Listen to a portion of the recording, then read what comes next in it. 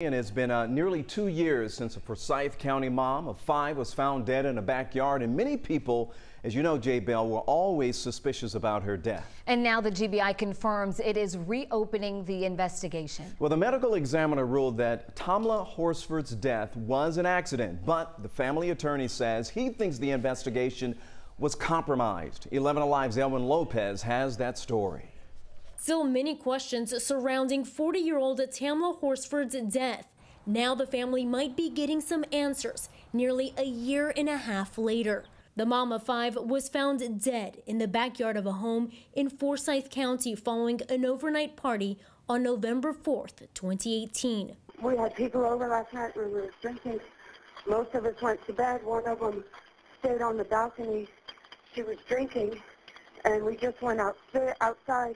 And she's laying face down in the backyard. The medical examiner ruled her cause of death as accidental as a result of her falling off a balcony.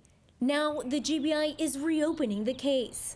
The Forsyth County Sheriff's Office requested the GBI take another look. The mother of 5's family attorney, Ralph Fernandez, wrote a letter to Horsford's husband with serious accusations on how the investigation was initially handled by the county.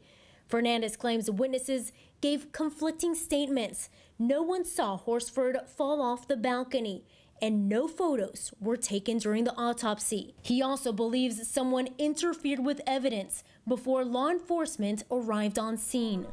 All right, so we reached out to the family attorney, the GBI, and the Forsyth County Sheriff's Office for a comment about this new development, and they are not commenting on camera at this time. The case also caught the eye of celebrities like rapper T.I. and actress Gabrielle Union. Both have posted comments on social media demanding answers tonight, and we've stayed on top of this story, all the developments since the very beginning. Just go to 11alive.com or download the 11 Alive app to see the history of this case, including the 911 call plus the medical examiner's report.